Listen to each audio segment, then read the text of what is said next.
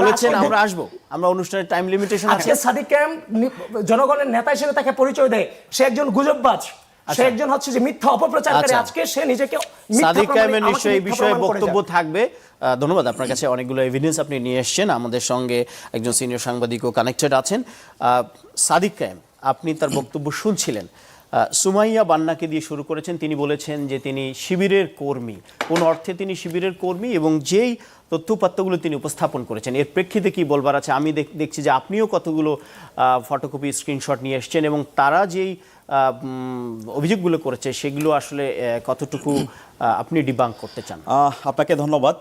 আবিদ ভাইয়ের একটা চমৎকার গুণ আছে, উনি কবিতার মতো মিথ্যা বলতে পারে। এই সাদিক কায়েম এগুলো যদি মিথ্যা, আমি আপনি যখন কথা বলেছি, আমি কি কথা বলেছিলাম? না, আমরা আলাদা এভাবে তো কথা বলা যায় না। আপনার কাছে আসবো, আপনার কাছে আসবো, আপনি বলার সময় লম্বা সময় কথা বলবো। কথা বলতে দেওয়া হচ্ছে ভদ্রতা। আপনি যে একটু আগে আমাকে যে গুজববাজ বলেছেন, কিভাবে মিথ্যা বলেন? আপনি আমাকে যে একটু আগে গুজববাজ বলেছেন, এটা কিসের বেসিসে বলছেন? এই যে এগুলোর বিশেষে বলছি, এগুলো আপনার হাজার এভিডেন্স আছে, কথা একটু বলতে দেন।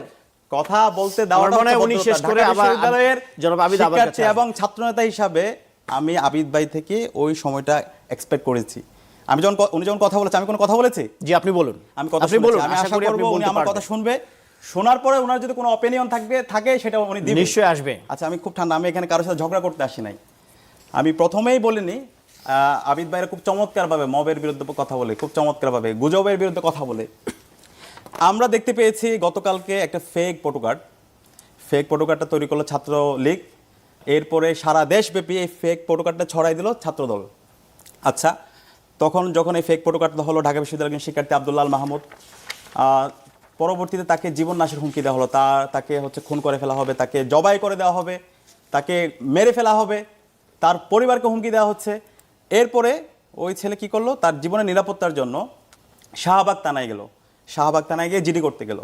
আচ্ছা, যখন জিডি করতে গেল তখন তার তো একজন নাগরিক হিসেবে তার আইনের অধিকার নাই, অবশ্যই আছে। সে বসেছিল ওখানে থানার মধ্যে, থানার ওসি তার জিডি নিচ্ছে না। পরবর্তীতে থানা থেকে ইনফরমেশন দেওয়া হলো যে আব্দুল আল মাহমুদ, যার নামে ফেক ফটোকার্ড তৈরি হয়েছে, সে থানায় আছে। তো ছাত্রদলের একটা গ্রুপ তারা গেল এসএম হলে, সে এসএম হলের শিক্ষার্থী তাকে রুমে খুঁজলো, যেটা আমরা আগে ফেসিবাদী আমরা ছাত্রলীগকে দেখতে পেয়েছি। কারো বিরুদ্ধে কোনো অভিযোগ আসলে তাকে ধরতে হবে, তাকে মারতে হবে, তাকে মেরে ফেলতে হবে। আচ্ছা, তাকে যখন হলে পেল না, তখন ইনফরমেশন তাদের কাছে আসলো সে হচ্ছে শাহবাগ থানায় আছে। ওকে, তখন ছাত্রদলের বিশ্ববিদ্যালয়ের যিনি এখন সভাপতি গণেশচন্দ্র সাহসের নেতৃত্বে একদল সন্ত্রাসী তারা শাহবাগ থানায় গেল। শাহবাগ থানায় গিয়ে নৃশংস কায়দায় তার সাথে যারা ছিল হল সংসদের এবং ডাকসুর, তাদের উপর বর্বরচিত হামলা হইল। আচ্ছা, হামলা হওয়ার পরে তখন তাদেরকে উদ্ধার করতে ডাকসুর আরও কিছু প্রতিনিধিরা গেল, ওইখানে মোসাদ্দিক, জোবাইর সহ এবং জুমা এবং আরও কয়েকজন ছিল। তাদেরকে শাহবাগ থানার গেট থেকে একদম ওসি রুম পর্যন্ত নৃশংস কায়দায় তাদের উপর হামলা করতে করতে ওসি রুম পর্যন্ত নিয়ে যাওয়া হলো। আচ্ছা, ঠিক আছে, এখন এই যে এইভাবে নৃশংস কায়দায় একজন থানার মধ্যে, এই যে আবিদ ভাই ওখানে ছিল এবং আবিদ ভাই যে মবের বিরুদ্ধে বলে, তিনি যে গণতন্ত্রের কথা বলে, আমি চিন্তা করি উনি কীভাবে আজকে জাতির সামনে তার চেহারাটা দেখাইতেছে। ওইখানে যাওয়ার পর পরবর্তীতে আমরা যখন গেলাম শিক্ষার্থীদেরকে উদ্ধার করার জন্য, ওইখানে সম্পূর্ণ উস্কানিমূলক স্লোগান আমাদের উপর বারবার। আমাদের ওখানে মাঝহার ছিল সামনে, আমি নিজে ছিলাম। আমি যখন আমার কর্মী যারা ছিল তাদেরকে বললাম কোনো ধরনের স্লোগান তার দরকার নাই, আমরা আসছি কথা বলার জন্য। এবং ওখানে রাকিব ভাই ছিল, তাকে বললাম এই যে আপনি নৃশংসকারী যে হামলা হচ্ছে, এটা কারণ কি? একটা ফেক ফটোকার্ড। আপনাদের যদি এভিডেন্স থাকে, অভিযোগ থাকে, সেটা থানায় অভিযোগ দেন, কিন্তু আইন হাতে তুলে নেওয়া এই থানার মধ্যে, যেখানে মানুষ নিরাপত্তার জন্য আসে, সেই থানায় আপনার ক্ষমতা দেখিয়ে এভাবে নৃশংসকারী হামলা করে, সে অধিকার আপনাকে দিয়েছে কে? রাষ্ট্রে কি কোনো আইন বলতে কিছু আছে? সরকার বলতে কিছু আছে? এরপর কি হলো, ওখানে সাংবাদিক ছিল, সাংবাদিকরা কি কোনো দলের? সাংবাদিকরা যখন তারা যখন এই হামলা করছিল, তারা তখন তারা ভিডিও করছিল, তখন এই সাংবাদিকদের উপরে ঢাকা বিশ্ববিদ্যালয় সাংবাদিক সমিতি, যেটা পুরো সময় জুড়ে সবসময় জুলাই বিপ্লব এবং আরো অনেকগুলো ফটোকার্ডের ছিল ছবি উপস্থাপন করেছে, এই সাংবাদিকদের উপর প্রায় 16 জন সাংবাদিকদের উপর হামলা হলো। এবং সেই সাংবাদিকদের তারা বিস্তারিত এখানে দিয়েছেন, সাংবাদিকদের উপর কিভাবে সে হামলা হয়েছে। আমরা দেখতে পাচ্ছি এখানে ঢাকা বিশ্ববিদ্যালয় সাংবাদিক সমিতির সেক্রেটারি, তার শার্ট একদম ছেড়ে ফেলা হয়েছে। ক্যাম্পাস পর্যায়ের বিভিন্ন সাংবাদিক, তাদের উপর হামলা হলো। আচ্ছা, এরপরে কি হলো, যে শিক্ষার্থী ওখানে ছিল, যার নামে ফেক ফটোকার্ড, তাকে থানার মধ্যে 10 ঘন্টা আটকে রাখা হলো। 10 ঘন্টা আটকে রাখলাম। যখন আমরা জিজ্ঞেস করছিলাম ওখানে যে পুলিশ ছিল, পুলিশের উচ্চপদস্থ যারা কর্মকর্তা ছিল, আপনার কিসের বেসিসে আপনি তাকে আটকে রাখলেন? তখন বলো উপরের নির্দেশ। সে উপরের নির্দেশ তো আমরা যে হাসিনা আমলে, হাসিনা এবং হচ্ছে ছাত্রলীগ এবং ওই সময়ে যারা সরকারে ছিল ফেসিবাদী শক্তি, তাদের নির্দেশে তো হামলা হইতো, মামলা হইতো, কাউকে গুম করে ফেলা হইতো, খুন করে ফেলা হইতো। সেই কালচার দেখতে পেয়েছে। আমি ধানমন্ডি থানা নিয়ে যাওয়া হলো, তাদেরকে জিজ্ঞেস করলাম তাদের বিরুদ্ধে কোনো অভিযোগ আছে কিনা, বলছে না কোনো অভিযোগ নাই, উপরের নির্দেশে, সরকারের নির্দেশে, হোম মিনিস্টার এবং এই হোম মিনিস্ট্রি থেকে সেই অভিযোগের ভিত্তিতে তাদেরকে রাখা হয়েছে। সরকারের তাহলে নির্দেশে এমন দেশের কোনো কি- নির্দেশ কি সরকার দিয়েছে? আমি জানি না, তাদের যে বলছে আমাদের কিছু করার নাই, এখানে যারা ছিল পুলিশ উচ্চপদস্থ ভাই, যারা আছে, এগুলো demand করতে বলেন। এই অবশ্যই আচ্ছা, আপনি আসবেন। ভাই, এগুলোকে demand করতে বলেন। তাদের আসবো। কিছু করার নেই। আসবো। এরপরে এগুলোর কারণে তো আজকের এই উৎপত্তি আসছি। নাকি? আচ্ছা, এগুলোকে এরপরে যে demand উনি করতে বলেন, বলতেছেন, না সাদিক আমাকে ভাই। বলতে দিতে হবে। one by one আপনি তো আসছি বলতেছেন আমরা। গতানুগতিক না, কথা কোনো বলতেছেন গতানুগতিক সাদিক না, সব ভাই। evidence আপনি নিয়ে। এগুলোকে defend করেন। এগুলোর এরপরে উৎপত্তি কেন হয়েছে সাদিক ভাই? আপনাদের এরপরে গৃহ চর্চার কারণে আজকে উনি যে এগুলোর গুজবের উৎপত্তি কথা হয়েছে। বলছে, কালকে সারা রাত আমি ঘুমাতে পারিনি, না, কারণ না, এই না, রাজনৈতিক আপনি- সংস্কৃতি তো না, আমরা না, চাই নাই। আপনারা এটা আজকে করছেন। এগুলোর কারণেই তো আজকে এগুলো আপনাদের হয়েছে। এগুলোর কারণেই তো সাদিক মানে ভাই এটা হয়েছে। গণতন্ত্র এদিকে অস্বীকার এবং- করতে না, না, না, পারবেন এটা না। আপনাদের দায়। এই দায় আপনার এই সাদিক ভাই, বাংলাদেশের আপনার ইতিহাসে নিজের। আমি আপনি তো ফান দেখি না, করেছেন। এই যে 54 মিথ্যা, বছরের ইতিহাসে এই মিথ্যা থানায় প্রচার গিয়ে আপনি মব নিজে তৈরি করা। করেছেন সাদিক ভাই। এ ভাই, এই এগুলো মিথ্যা সিলেলে প্রচার আচ্ছা, আমরা এক এক থানায় করে গিয়ে- কথা বলবো। থানায় গিয়ে আমরা মব এক এক করা। করে শেষ করি। যে আমরা তার একটু- জীবনের নিরাপত্তার জন্য গিয়েছে। যে সাদিক ভাই, আপনি বলেছেন। আপনি সেই বলেছেন। নিরাপরাধ শিক্ষার্থীদের উপর এইভাবে ন্যাক্কারজনক হামলা করা। আসবো আপনার- সে হামলার করার পর উনি আবার বৈধ দিচ্ছে না, এটা ঠিক আছে? এটা কি বৈধ? আপনাদের দুজনের আপনি কাছে আমাকে আসবো। বলেন, আপনি আমাকে আমরা না, না, একটু- না, না, না। একই সাথে উনি বট উনি বট আইডির কথা বলছে। এগুলো demand ঢাকা করেন আপনি বিশ্ববিদ্যালয়ে সাদিক ভাই। এটা আপনি কথা বলতে বলেছেন, আপনি সর্বসম্মতিক্রমে যদি- সবাই এটা জানে। আচ্ছা, সাদিকের যে ভাই, বট আইডি চালা হচ্ছে ওনাদের আপনি- এজিএস ডাকসুতে।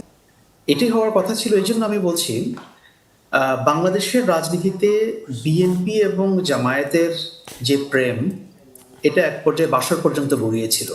আপনারা জানেন সেটা 2001 সাল। এবং বাসর পর্যন্ত গড়ালে কি হবে? বিয়ের পরেও তো ডিভোর্স হয়। সো বিএনপি এবং জামায়াতের অবস্থাটা সেরকমই। সেরকম এই জন্য বলছি যে it was a marriage of convenience at some point we realised.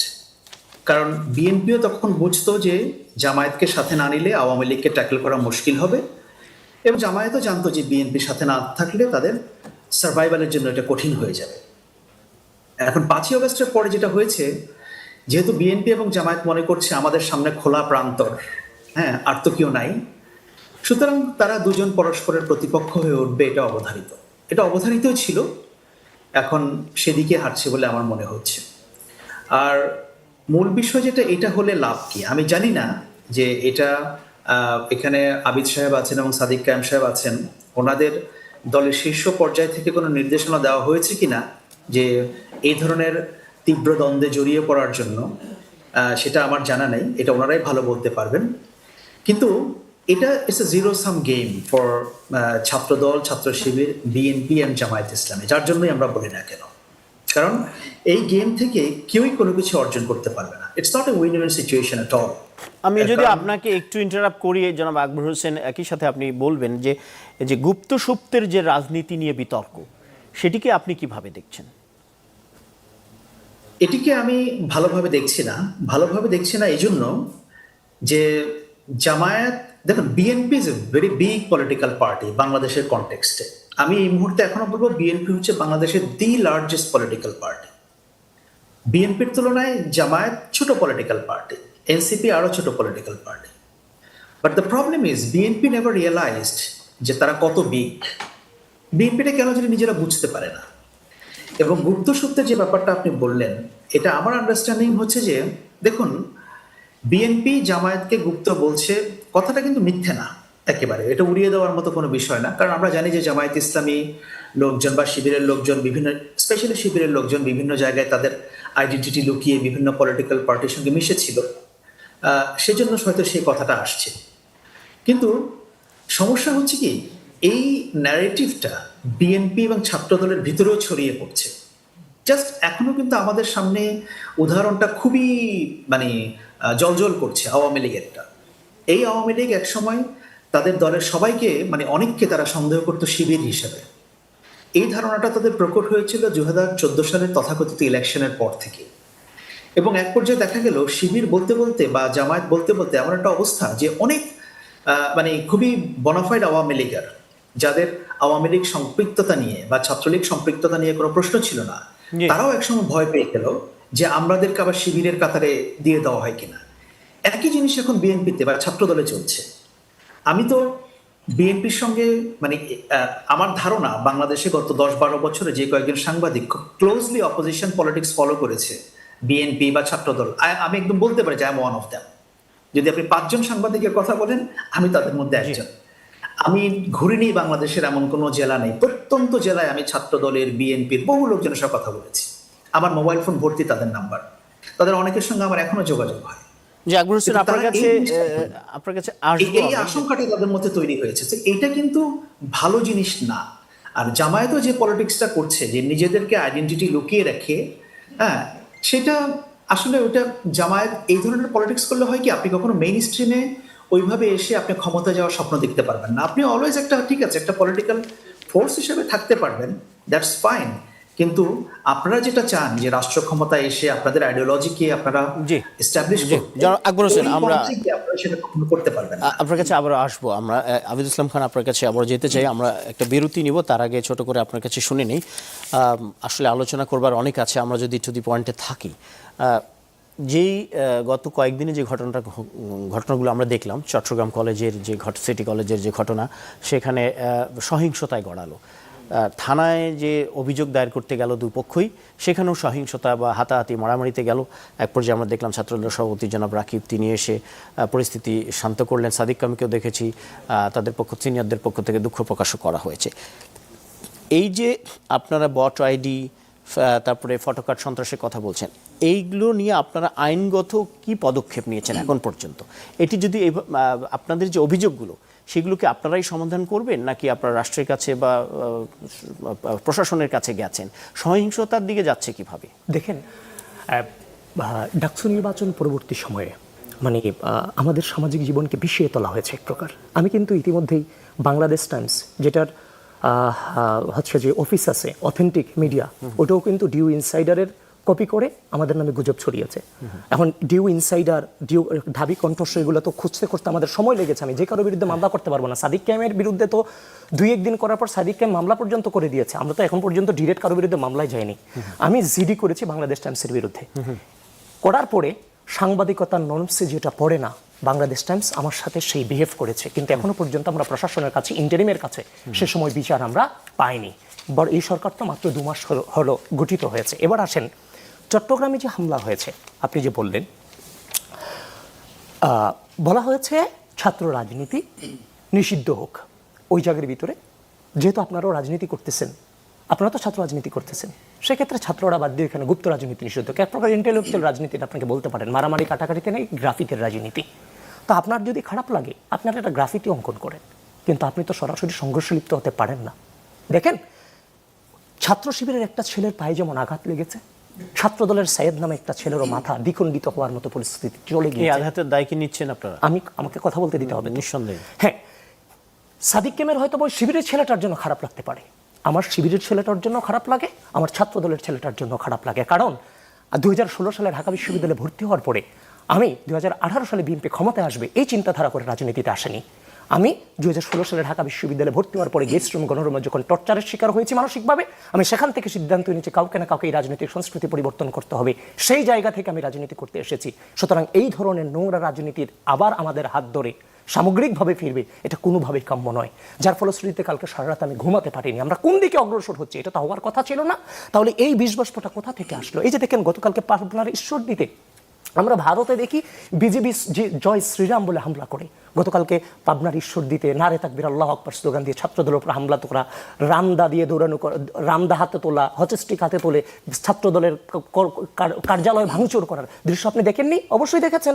এই যে দেখেন, মানে ইসলামকে কোন লেভেলে নিয়ে যাচ্ছে। কয়দিন পরে তো এই ইসলাম মৌলবাদ ত্যাগ খাবে গোটা বিশ্বের কাছ থেকে, শুধুমাত্র তাদের কারণে। এরপরে আসেন, লাস্ট একটু আমি এড করে দিই, 5 আগস্টের পর ছাত্রলীগ নিষিদ্ধের নামে যে ক্যাম্পাসে আমাদের ছাত্র রাজনীতি নিষিদ্ধের নামে যে ধরনের মবক্রেসি তৈরি করা হয়েছে, যে 1, 2, 3, 4, খুব খারাপ লাগে প্রিয় জাতি। কিন্তু ঢাকা বিশ্ববিদ্যালয় মাঠে থেকে স্লোগান উচ্চারিত হয়েছে, এখন আর আমার লজ্জা করে না। 1, 2, 3, 4, এটার ওইটা আমার। তারপর হচ্ছে যে টিনের চালে কাউয়া সাউয়া, এই ধরনের স্লোগান, এই ধরনের স্লোগান সাদিক কায়েমের ছেলেমেয়েরা দিয়েছে। এবং ঢাবি কণ্ঠস্বর ইনসাইডার প্রতিনিয়ত গুজব ছড়িয়েছে, যেগুলোর প্রমাণ আমি দিয়েছি।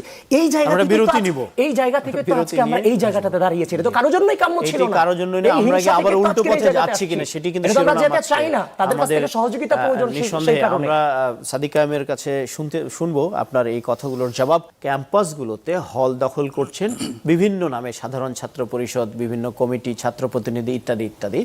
এটি একটা আপনাদের রাজনৈতিক কৌশল যেন ছাত্রদল জায়গা করতে না পারে। এই বক্তব্যের জবাবে কি বলবেন? আচ্ছা, এই সব কিছুর আনসার হলো দায় দিয়ে দাও।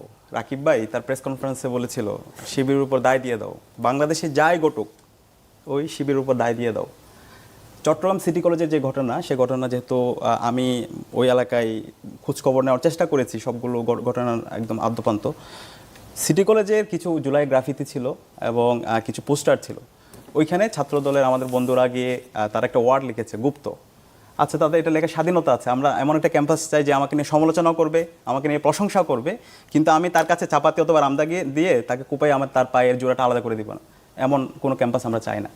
তো ওখানে যেটা হলো, গুপ্তা লেখার পরে ওখানকার চট্টগ্রাম সিটি কলেজের ছাত্র শিবিরের যে সভাপতি, সে একটা ছবি তুলেছে ফেসবুকে, তার ফেসবুক ওয়ালে গেলে আপনি পাবেন, সেটাকে অ্যাপ্রিসিয়েট করেছে। হ্যাঁ, এই যে গুপ্ত লেগেছে, দ্যাটস গুড। এবং এখানে একটু বানান যে ভুল হয়েছে, বানানটা যদি ছাত্রদলের মতো একটা ঐতিহ্যবাহী সংগঠন, তাদের যদি বানানটা যদি একটু ঠিক হয় তাহলে সংগঠনের মর্যাদাটা আরেকটু বাড়ে। তো বানান ভুল করেছে, বানানটা এইভাবে হলে ভালো হয়, সুন্দর করে সে লিখে দিয়েছে। আচ্ছা, পরবর্তীতে যেই এখানে গ্রাফিতির পাশাপাশি যেই হচ্ছে আপনার পেস্টনগুলো ছিল, সেগুলো খুলে ফেলে ছাত্রদলের বন্ধুরা এবং তারা এখানকার কলেজ প্রশাসনের কাছে সেটা অভিযোগ করে কেন এটা খুলে ফেলা হয়েছে। তো এটা যখন অভিযোগ করে বের হচ্ছিল, তখন ওইখানকার যারা ছাত্রদলের নেতাকর্মীরা আছে, তারা ওখানকার ছাত্র শিবিরের নেতাকর্মী শিক্ষার্থীদের উপর নৃশংসকারে তারা হামলা করে। হামলার পরে তারা এটার প্রতিবাদ করে শান্তিপূর্ণ একটা প্রতিবাদ সমাবেশ হয়। সেই প্রতিবাদ সমাবেশে আমরা দেখতে পেয়েছি ইতিহাসের ন্যাক্কারজনক একটা হামলা। ছাত্রদলের বহিরাগত সন্ত্রাসীদেরকে নিয়ে এসে, এই যে মির্জা ফারুক আপনি দেখতে পাচ্ছেন রামদা নিয়ে কীভাবে হচ্ছে দাঁড়ায় আছে, সাধারণ সম্পাদক ওমরগনি এমএস কলেজ, সে ও কলেজে পড়ে না। এইভাবে হচ্ছে আমরা দেখতে পাই দেশীয় অস্ত্র হাতে ছাত্রদলের বিভিন্ন পর্যায়ের এখানে সন্ত্রাসীরা। আমার এখানে পুরো ডিটেলস আছে, পলাশ, মির্জা ফারুক, এরপর সাদ হোসেন জুয়েল, অনেকের নাম আমি এখানে বলতে পারবো। তারা রামদা দিয়ে শিক্ষার্থীদেরকে কুপিয়ে, ইসলাম ছাত্র শিবির ওখানকার একটা ওয়ার্ডের সভাপতি আশরাফুল, তার পায়ের গোড়ালিতে আঘাত করে পুরো পাটাকে বিচ্ছিন্ন করে দেয়। আচ্ছা, এখন এই বিচ্ছিন্ন করার পরে যেই সন্ত্রাসী রামদা দিয়ে দিনে দুপুরে, যেটা পত্রিকায় এসেছে, কোপানোর পরও এখন পর্যন্ত তাকে তার বিরুদ্ধে কোনো ধরনের ব্যবস্থা গ্রহণ করা হয় নাই। এবং ছাত্রদল তারা, আমার কাছে মনে হচ্ছে এই ধরনের অপরাধীদেরকে তারা দায় মুক্তি দিতে চাচ্ছে। তারা প্রকাশ্য রাজনীতির কথা বারবার বলছে। তা আমার কাছে মনে হয় ছাত্রদল প্রকাশ্য রাজনীতি মানে বোঝাই প্রকাশ্যে দিনে দুপুরে ক্যাম্পাসের মধ্যে অথবা বহিরাগত নিয়ে এসে রামদা দিয়ে কোপানো, যেটা আমরা কোয়েটের মধ্যে আমরা দেখতে পেয়েছি। কোয়েটের মধ্যে এভাবে বহিরাগত নিয়ে এসে রামদা দিয়ে কোপাইছে, সর্বশেষ ঢাকা পলিটেকনিক ইনস্টিটিউট দেখতে পেয়েছি। এভাবে দেশের বিভিন্ন প্রান্তে দেশীয় অস্ত্র, রামদা, চাপাতি, এগুলো দিয়ে দিনে দুপুরে কোপানো, এটা হচ্ছে তাদের কাছে প্রকাশ্য রাজনীতি। এবং এটির সাথে প্রকাশ্য রাজনীতি মানে আমরা তাদের মধ্যে বুঝি ঢাকা বিশ্ববিদ্যালয়ের এই জুলাইয়ের পরে সেটা আমরা দেখতে পেয়েছি সবাই এই জায়গায় একমত, নিয়মিত শিক্ষার্থীরা হলে থাকবে, কোনো আদবাই হলে থাকবে না। তো ওনাদের কাছে প্রকাশ্য রাজনীতি মানে হলের মধ্যে 36 জন আদবাই, যাদের সেশন হচ্ছে 2005-06, লজ্জা এটা একটা। 2005-06 সেশনের আপনার ভিসি যখন দিয়েছে তখন আপনি কেন প্রতিবাদ করেন না? এই মিথ্যাগুলো কেন বলেন ভাই? আচ্ছা, উনি বলেন, আমি না বলি। এই মিথ্যাগুলো কেন বলেন? না, আমি আর না বলি। না, আমি আপনার কাছে আসবো। না, এইভাবে হয় না। এটা তো ন্যূনতম যদি ওনার দিয়েছে, এটা ছাত্রদের উপর দেন কেন? 36 বছরে কেউ কি ছাত্রদল করে? সব জায়গায় মব তৈরি করে। গতকাল যেটা শাহবাগ থানা তৈরি করছে, আব্দুল ইসলাম আপনার কাছে আসি, আপনি বলেছেন প্রত্যেকটা জায়গায়। না না, 36 জন আদবাই, এটা আমাকে বলতে দিতে হবে। আপনি 30 সেকেন্ড, 36 জন আদবাইকে তারা হলের মধ্যে সিট দিয়েছে, যারা 2005-06 সেশনের শিক্ষার্থী, 7-8 সেশনের শিক্ষার্থী, এমনও আছে যাদের 2টা থেকে 3টা সন্তান আছে, তারা হচ্ছে চেয়ারপারসনের যে সিকিউরিটি ফোর্স ওখানে জব করে, তাদেরকে হলে দিয়ে তারা আদবাই তৈরি করে আবার সে হচ্ছে আবার অভিযোগ যে প্রকাশ্য রাজনীতি বলতে সন্ত্রাস করতে চান আপনারা, যেটি অভিযোগ করা হয় ছাত্র শিবিরের পক্ষ থেকে, যে 5 আগস্টের পর থেকে আপনারা নানাভাবে চেষ্টা করেছেন হলগুলো দখল করার, করতে পারছেন না বলেই এই বিষয়গুলো সামনে আনছেন। হল দখলের রাজনীতিতে আসলে আপনাদের বিরুদ্ধে এই অভিযোগ কেন আসছে? দেখেন, 5 আগস্ট ঘটার পরে সর্বপ্রথম ঢাকা বিশ্ববিদ্যালয়ে যারা আধিপত্য সৃষ্টি করছে তারা হচ্ছে শিবির সাধারণ শিক্ষার্থীর নামে। 5 আগস্টের পরে বিকেল থেকে হলে যত শিবির আছে সবগুলোকে তুলে নিয়ে একসাথে ছাত্র প্রতিনিধির নামে মবক্রেসি করে একটা সাধারণ শিক্ষার্থী, কোনো রাজনৈতিক শিক্ষার্থীকে হলে উঠতে দেয় নাই। এরাই ছায়া প্রশাসন হিসেবে কাজ করেছে। আবু জর গিফারি মাহফুজ, জৌহল ছাত্রদলের সমাজসেবা সম্পাদক, তাকে চট থাপ্পড় মেরে হল থেকে বের করে দেওয়া হয়েছিল। আমার জসিমউদ্দিন হল, কবি জসিমউদ্দিন হলের যেই ছেলে হাসিনাকে স্বৈরাচার শব্দে প্রতিষ্ঠিত করতে ভূমিকা রেখেছিল, পুলিশ তার বাসা তছনছ করেছিল, সেই সিফাত ইবনে আমিনকে জসিমউদ্দিন হলে ঢুকতে দেন, আমি নিজে গিয়েছি, শিবির তাকে ঢুকতে দেয় নাই। সুতরাং এই আধিপত্য শিবির 5 আগস্টের বিকাল থেকে শুরু করেছে। এবার যে আদু ভাইয়ের কথা বলছে সাদিক কায়েম, আজকে অনেক গর্বের সাথে হয়তো বা এগুলো বলেন, কিন্তু মানবতা বোধ থাকলে এগুলো কখনো বলতেন না। আজকে যাদেরকে আদু ভাই বলতেছেন, এরা শুধুমাত্র ফেসিবাদের বিরুদ্ধে লড়াই করতে গিয়ে এদের রাজনৈতিক, এদের শিক্ষা জীবন শেষ করতে পারে নাই। অনেক লড়াই সংগ্রামের মধ্য দিয়ে, পড়াশোনার মধ্য দিয়ে, ছাত্রলীগের কারণে এরা ক্যাম্পাসে ঢুকতে পারে নাই। আপনার ভিসি, আপনার ভিসি নিয়াজ স্যার এগুলোকে ছাত্রত্ব একদিকে ফিরিয়ে দিয়েছে বিশেষ দৃষ্টিকোণ থেকে, একই সাথে তাদেরকে সিট দিয়েছে। তখন আপনি কেন বাধা দেন নাই স্যার? তাহলে এই মবক্রেসিগুলো কিভাবে করেন আপনারা? কিভাবে এক মুখে দুই নীতি অবলম্বন করেন? ক্যান্টিনে ফাওকে ধরা গিয়েছে এমন ছাত্র নেতাও আছে, তারও নাকি হচ্ছে মজলুম। ওকে, শোনেন না, কিন্তু আপনারা দুই পক্ষই কিন্তু গত ফেসিবাদের কেন এই ধরনের মিথ্যা কথা বলেন সাদিক কায়েম? লজ্জা হওয়া উচিত। আপনি ছাত্রলীগের ভিতরে থেকে ছাত্রলীগকে দীর্ঘায়িত করেছেন, আর যারা মজলুম ছিল তাদেরকে সম্পর্কে আপনি এই ধরনের কথা বলেন, লজ্জা হওয়া উচিত আপনার প্রতি। ওখানে সিদ্ধান্ত ছিল ওই কমিটি হল সংসদ এবং কেন্দ্রীয় সংসদের সাথে বসবে এবং এর আগ পর্যন্ত তাদেরকে সিট দেওয়া হবে না। ঢাকা বিশ্ববিদ্যালয়ে আমাদের এখন ফার্স্ট ইয়ার শিক্ষার্থীরা এখন পর্যন্ত সিট পাচ্ছে না। সেখানে আপনি 2500 সেশনের শিক্ষার্থীদেরকে এখন সিট দিচ্ছেন। এই দায় কার? তো এই দায় আপনার, এই দায় আপনার ভিসি। এটা তো আপনি পারেন নাই কেন? ওই পুরো আপনাদের প্রশাসনের বিএনপি আপনি জিজ্ঞেস করেন। পুরো বিশ্ববিদ্যালয়ের প্রশাসন বিএনপি থেকে শুরু করে ভিসি নিয়াজ স্যার আপনার ভিসি স্যার, তাহলে আপনি কেন পারেন না? সারাক্ষণ ভিসির সাথে ঘুরে বেরিয়েছেন আপনি। হ্যাঁ, এটা তো আপনারা কি দুনিয়া জানে না এটা সত্য না? আবার হচ্ছে সেই তাহলে এই মমক্রেসিগুলো কেন করেন? 90 এর পরে যেভাবে হচ্ছে এই সংকট তৈরি করে গণরম গ্যাস নিয়ে এসেছেন, এইভাবে হচ্ছে আমরা একটু আগ্রহের কাছে শুনে আসি, তৈরি করে ভয়ের সংস্কৃতি তৈরি করার মাধ্যমে ক্যাম্পাসের মধ্যে আবার সেই ফেসিবাদী কাঠামো তারা ফিরে আসতে চায়। আমরা একটু আগ্রহের, জি প্লিজ, এই সিদ্ধান্তে অ্যাপ্রুভ না হওয়ার আগে, এই যে আপনার টার্ন ছিল না, আমি আপনার কাছে আসবো। আবিদুল ইসলাম খান আর 1 মিনিট চেয়েছেন, তিনি কিন্তু ইন্টারাপ্ট করছেন না এখন। এই আদু ভাইদেরকে এই বর্তমান প্রশাসন এসে হলে অ্যালটমেন্ট দিচ্ছে। আমরা যখন গিয়েছে যাওয়ার পরে এই টক শো, আজ আমি বিশ্বাস করি আজকের এই টক শো গোটা জাতি দেখতেছে। নিঃসন্দেহে আপনার সামনে সাদিক কায়েম এই যে আজকের ঘটনাগুলো ঘটছে, গতকালকে যা ঘটে গেছে, আমি কোনো এগুলোকে সমর্থন আমি করি না, আমি এখনো বলছি করি না, কিন্তু এগুলোর উৎপত্তি কোথা থেকে? এই সুমাইয়া বান্না যে পোস্ট দিছে, এই সুমান্না বান্নাকে আপনি ডাকসুতে ডেকে এনে এই যে পুরস্কার দিবেন না সুমাইয়া বান্নাকে, এই যে এটা ছবি সাদিক কায়েম দেখেন, বলি ফোনের দিক তাকান, তাকে পোস্ট দেন, তাকে এখানে আমার এই ডাকসু একটা পাবলিক প্লেস, এখানে প্রতিদিনে হাজার হাজার মানুষ এখানে আসে। এই ধরনের নেগেটিভ ছড়ায়, এখানে কে আসছে, কে আমার সাথে আপনি এগুলোকে ডিমান্ড করেন সাদিক কায়েম, এগুলো কারণে তো আজকে এই ঘৃণা দাই দিয়ে দিচ্ছেন। এগুলোকে তো এইভাবে না পুরোটা দাই দিয়ে। ওকে, আমরা একটু আমি তো আপনার বিরুদ্ধে হাজারটা প্রমাণ দিতে পারবো। এই যে আপনারা নারীদেরকে আরে ভাই এগুলো ঘৃণা থেকে শুরু হইছে, আপনাদের এই যে বটফোর্সের কর্মীরা শুরু কে করছে ঢাকা বিশ্ববিদ্যালয় থেকে সাদিক কায়েম, একজন করে বলি তাহলে শোনা যাবে। আমাদের আবিদ ভাই এবং মায়েদরা ডিপার্টমেন্ট অফ বাকশাল এবং এটা ঢাকা বিশ্ববিদ্যালয় এস্টাবলিশ, এবং গতকালকেও আমার আবিদ ভাই, আমার বড় ভাই, জি, আপনাদের দুজনের কাছে আমি অনুরোধ করব ওখানে যে আমরা একজনের এক এক করে বলি, সে ফেক অ্যাকাউন্ট এবং হচ্ছে বট বাইক চালায়, পাওয়া গেছে দুজনই শিবিরে, যে হলো বিএনপির কিশোরগঞ্জের যে এমপি পার্টি তার পেজ চালায়। ধন্যবাদ। তো আমরা একটু জনাব আকবর হোসেন তাদের আপনি নিশ্চয়ই তাদের দুজনের কথা আপনি শুনছেন, যে আমরা যদি ক্ষমতা থেকে থাকে আমি সিনিয়র সাংবাদিক আকবর হোসেনের কাছে কি শুনতে চাই। আবিদুল ইসলাম খান অনুরোধ করব, আমরা একটু আরেকজন অতিথি আছেন, আমাদের আরেকজন অতিথি আছেন, তার কাছ থেকে একটু শুনে আসি। জনাব আকবর হোসেন, আমি একটু অনুরোধ করব, সাদিক কায়েম আপনি বলেছেন, আপনি আরেকবার আপনারা দুজন আবারও বলবেন। দিনে দুপুরে রান্না নিয়ে আমি কোপাবো, আপনারা আবারও বলবেন। এই বিতর্ক শেষ হবে না, কিন্তু একটা জায়গায় আমাদের থামতে হবে। ঠিক আছে, রামদাস ছবি আসছে কেন নারে তাকবীর আল্লাহু আবিদুল ইসলাম, হটিস্টিক দেখে আসছে, আমি একটু সহযোগিতা চাইছি আপনাদের। এক্সট্রিমিস্ট আচরণ করতেছেন, গোটা দেশ জ্বালাই ফেলতেছেন, আবার নিজেরা সাধু সাজতেছেন মিয়া। যে আমরা আসছি জনাব আকবর হোসেন, আপনি তাদের বিতর্ক শুনছিলেন।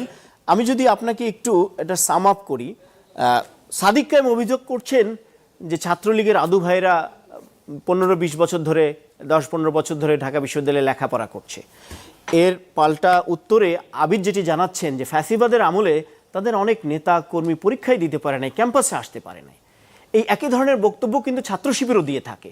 ফ্যাসিবাদের আমলে তাদের তাদের সহকর্মীরা, তাদের রাজনৈতিক নেতারা অনেকভাবে নির্যাতিত, ক্ষতিগ্রস্ত। অর্থাৎ তাদের কথার দ্বারা যেটা বোঝা যায়, এরা দুই পক্ষই ভীষণভাবে নির্যাতিত হয়েছে ফ্যাসিবাদের আমলে, ছাত্রলীগের যখন আধিপত্য ছিল ক্যাম্পাসে। তাহলে এই যে দুই পক্ষ যদি তারা সংঘর্ষে লিপ্ত হয়, আসলে দিন শেষে কে লাভবান হয় বা কেউ লাভবান হয় কিনা, হলে কারা হয়? ওইটাই আমি বলছিলাম যে এটা একটা জিরো সাম গেম। এটা কারোর জন্যই এটা কোনো উইন উইন সিচুয়েশন হবে না। এবং আমি আরেকটা জিনিস বলি, দেখুন, বাংলাদেশের রাজনীতি কিন্তু কোনো স্থির কোনো বিষয় না। এটা একটা প্রবহমান বিষয়, না যে আজকে আপনার রাজনীতিতে যে শত্রু সে আগামীকাল আপনার মিত্র হতে পারে, বা আজকে যে মিত্র সে আগামীকাল শত্রু হতে পারে। তো এখন আমরা বিএনপি এবং জামায়াতের ক্ষেত্রে সেটাই দেখছি, কারণ অবধারিতভাবে যেহেতু আওয়ামী লীগ মাঠে নাই, এটাই হওয়ার কথা যেটা আগে বলছিলাম। কিন্তু আপনি 2 বছর পরে বাংলাদেশের রাজনৈতিক পরিস্থিতি কি হবে সেটা কিন্তু বলতে পারবেন না। এবং আপনি যাদেরকে এখন সাইডলাইন করে রেখেছেন তারাও যে আবার রাজনীতির মাঠে সামনে এসে নতুন সমীকরণ তৈরি করবে না সেটাও বলা যাবে না। এবং সেই সমীকরণ যদি তৈরি হয়, আমি বলছি যে আওয়ামী লীগের বাংলাদেশের রাজনীতিতে ফিরে আসা কিংবা যেখানে কোনো একটা অবস্থান তৈরি করা, সেটা যদি মানে সেই বাস্তবতা তৈরি হয়, এটা বিএনপি এবং জামায়াতে ইসলামের কারণেই হবে। কারণ আপনাকে মনে রাখতে হবে আওয়ামী লীগের বাংলাদেশে এখনো একটা ছোটখাটো হলেও সাপোর্ট বেস আছে। সো সেটা তখনই একটা যদি আপনার এই ধরনের সিচুয়েশন তৈরি হয় যেখানে নানা এভিনিউজ ক্রিয়েট হবে তাদের রাজনীতিতে ইন করার জন্য, তারা সেই সুযোগটাকে কাজে লাগাবে, অবশ্যই কাজে লাগাবে। এখন আমার কাছে যেটা সবচেয়ে অবাক লাগে যে এখনো একটা গণ অভ্যুত্থান হয়েছে, সেই গণ অভ্যুত্থানে বাংলাদেশে এখনো 2 বছরও হয়নি। এটা এমন না যে এটা অনেক পুরনো ব্যাপার, আমরা ভুলে গেছি বা আমাদের স্মৃতিতে নাই, একটা জেনারেশন আমরা জানি না, এমন তো না। এটা আমাদের চোখের সামনের ঘটনা, এখনো এটা 2য় বার্ষিকী, এটা হয়নি। তো সেই অবস্থার মধ্যে কেন রাজনীতি এরকম একটা রেষারেষির মধ্যে পৌঁছে গেল, এটা আমি ঠিক বুঝতে পারছি না। এটা আমার মাথায় একেবারেই ধরছে না। আমি ধরে নিচ্ছি যে এখনো পর্যন্ত আমি এটা ধরে নিতে পছন্দ করব এটা, যে এটা খুবই লোকালাইজড বিষয়, যে ছাত্র শিবির বা ছাত্রদল কয়েকটা জায়গায় এগুলো মানে ভাবছে। যেমন ধরুন হয়তো কয়েকটা ইনসিডেন্ট ঘটেছে, 8-10টা ইনসিডেন্ট ঘটেছে গত কয়েকদিনে, কিন্তু ব্যাপারটা যদি আরো বেশি স্প্রেড করে তখন কিন্তু এটা পলিটিক্যাল স্থিতিশীলতার জন্য একটা হুমকি হয়ে যাবে। কারণ এই ছাত্র সংগঠনগুলোর উপরে কিন্তু বাংলাদেশের মেইন স্ট্রিম পলিটিক্যাল পার্টিগুলো, বিশেষ করে বিএনপি বা জামায়াত ইসলামী, তাদের ছাত্র সংগঠনের উপর অনেকভাবে নির্ভরশীল। সুতরাং এই জিনিসটাও মাথায় রাখতে হবে। আমরা দেখতে পাচ্ছি যে পার্লামেন্টে সরকার এবং বিরোধী দল পরস্পরকে আস্থায় নিয়ে কিছু কাজ করছে। জ্বালানি সংকট মোকাবেলার জন্য ট্রেজারি বেঞ্চ এবং অপোজিশন মিলে একটা কমিটি গঠন করেছে, আপনারা দেখেছেন। এগুলো কিন্তু গুড সাইন। এবং সংসদে যেভাবে কার্যক্রম পরিচালিত হচ্ছে এগুলোতে আশাবাদী হওয়ার মতো ব্যাপার আছে। কিন্তু ওনারা যে বিহেভগুলো করছেন মাঠ পর্যায়ে, ক্যাম্পাস পর্যায়ে, আমি উভয়ের কথা বলছি, এটা ওনারা ঠিক করছেন কিনা এটা ওনাদেরকে একবার ভেবে দেখতে হবে। এখন মানুষের মনে প্রশ্ন হচ্ছে, আমরা যখন সাধারণ মানুষের কথা বলি, আচ্ছা এটা কি বিএনপি থেকে ছাত্রদলকে বলে দেওয়া হয়েছে ব্যাপারটা এরকম করার জন্য? এটা কি জামায়াত থেকে শিবিরকে বলে দেওয়া হয়েছে ব্যাপারগুলো এরকম করার জন্য? যদি সেটা হয়ে থাকে তাহলে আপনি সংসদে এখন যে সদ্ভাব দেখছেন বা রাজনীতির ভিতরে যে একটা আন্ডারস্ট্যান্ডিং দেখছেন, এটা হয়তো থাকবে না আর খুব বেশি দিন। এবং এটা যদি খুব বেশি দিন না থাকে তখন একটা বড় বিপদের কারণ হয়ে থাকবে। আর বিএনপির জন্য একটা বড় এখানে ব্যাপার হচ্ছে, আমি জামাতেরটাতে পরে আসতেছি, যে একটু সংক্ষেপে দেখুন বিএনপির সামনে they have to go a long long way. সবে মাত্র 2 মাস, 5 বছর হতে এখনো ঢের বাকি, বহু লম্বা রাস্তা যেতে হবে। তো সুতরাং এই লম্বা রাস্তা কিভাবে যেতে হবে সেটা আপনারা ভাবেন।